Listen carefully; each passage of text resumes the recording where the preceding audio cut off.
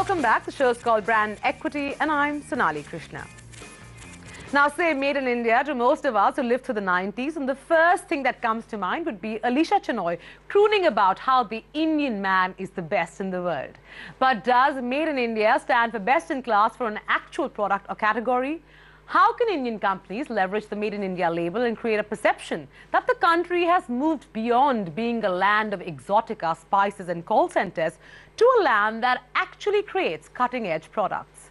Tara Kapoor gets you those answers. Made in USA. Made in USA. Made in Italy. Made in Italy. Made in Japan. Made in China. Made in China. We are mad about our machines. In a world where Made in China stands for the most affordable, Made in Japan represents the best quality, Made in Italy is equated with luxury, Made in Germany is synonymous with quality engineering, and Made in the United States of America stands for durability. Where does Made in India stand? Does the Made in India label stand for best in class for any category in the world of brands? Currently, Made in India doesn't really stand for anything. From a land of mystique, you call it, from a land of faraway exotica, we have moved on to a land of exciting possibilities. In a developed market, the perception could be price point. Basically, it is a low price point product. Made in India, unfortunately, is a negative terminology in most overseas markets. Many might question the relevance of the product's origin. After all, a Nike shoe made anywhere in the world is still a Nike shoe. But in today's consumerist world, the Made in XYZ tag holds as much value as your nationality or passport. Bring home the real Brazilian coffee experience with Brew Exotica. Case in point would be Apple's iPod. Steve Jobs' iconic product is, believe it or not, manufactured in China. But the company goes out of its way to print a designed in California label on all their products instead of a made in China one. And they aren't the only ones. Many other brands have started printing made in PRC for the People's Republic of China, hoping consumers get fooled into believing the product has an alternate origin. For certain products, the country of origin is very important. See, if I buy a cosmetics brand, and if it says made in France, I would immediately feel that it must be a good product. So those things, I think there's a country advantage, and I think the country origin becomes important. For India, it is a challenge. It is some way to go before we're going to get known for a certain kind of product. The other day, I was going to buy a Nokia phone, and my 14-year-old son looked at me and said that, Appa, when you go to buy that phone, when you go to the shop, ensure that you open the phone, and inside the phone somewhere is going to be written either made in China or made in Finland. So he says, buy the made in Finland one. At the end of the day, I think there's a great degree of importance. Quality is an associate of origin. According to a study by JWT, the top 6 phrases that American and British adults associate with Chinese brands are the following: mass-produced, cheap, poor safety standards, poorly made, unreliable, and ordinary. Word associations that have set up a great wall of China-sized roadblock when these companies attempt to move up the value chain. Given that many Indian companies are already competing in the price game, they need to be careful and prevent similar expressions from getting etched in consumers' minds when they see the Made in India tag. We are still leveraging the cost arbitrage. We haven't moved up the value chain. If you look at the other brands, what are the signals we are giving the world? We are giving Nano, it's the cheapest car in the world. We've got Scorpio SUV, which is again very cheap. If you look at the Taj hotels, around the world they've been buying property, and it's all middle level hotel pricing. So I think we've been giving the world the message that we are affordable quality. But we know that affordable quality cannot last that long.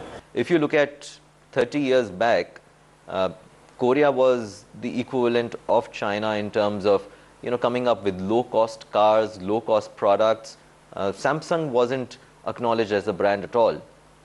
In less than 10 years' time, what Samsung has done in order to emerge as a global brand is through the investment that they have made in R&D and the investments that they have made in creating the brand.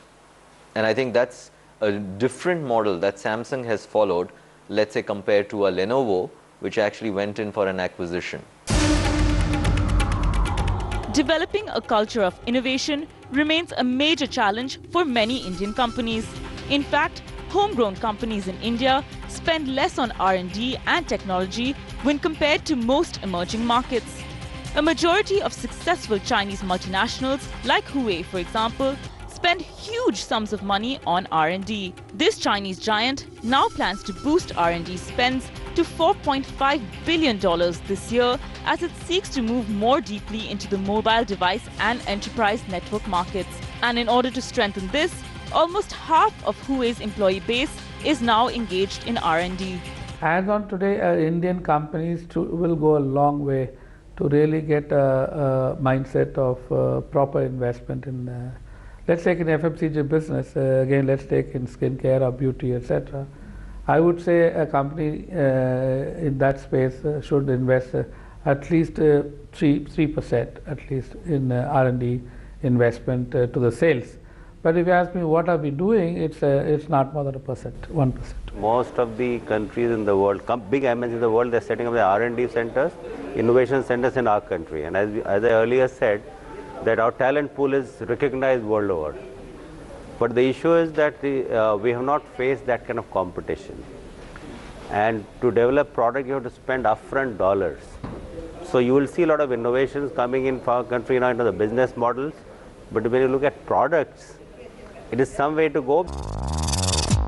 One of the ways in which Indian companies have attempted to make a foray onto the global stage has been through acquisitions. But even those of the few who have dared to venture into this territory have not been able to achieve much. A prime example of this would be Tata acquiring Tetley Tea in the UK. Instead of establishing the Tata name as a global brand by rebranding Tetley as Tata Tetley, demonstrating that an Indian company can produce tea that suits the taste palette in the UK, they decided to keep the product as is, hiding the Indian brand name. Another problematic route in terms of acquisition is the fact that most Indian brands have acquired companies that exist in other emerging and developing markets like Latin America, Africa, and Southeast Asia, instead of taking big Western markets head-on. In fact, the success rates of acquisitions in India is a meager 1.4% in comparison to China's 6.2%. There's a lack of confidence in doing that, in taking an Indian name and planting it onto an overseas company which you've just bought over. So if you take Jaguar Land Rover, if you take JLR, and would you put Tata brand significantly there, or would you look at any other acquisition? I think most companies are very careful. Every group is very careful. The place where India Inc. has not done a good job of marketing itself and marketing its products is to not really invest behind it. I think what has happened in the case of most foreign markets is either we've gone down the acquisition route or we have gone as the OEM where we are producing under somebody else's brand. No Indian company has really tried to establish an Indian brand by itself. Just like the lack of spends in R&D, Indian companies don't have the risk appetite to spend more on marketing globally. Instead, they're currently happy to expand in less developed markets and launch products that are considered the cheaper alternative to their global counterparts. A route that can send us down the Made in China path and spell disaster for Made in India's brand value. Now that was a reality check for a country that is seen as the future superpower. It's time for a short breather, but coming up on the other side,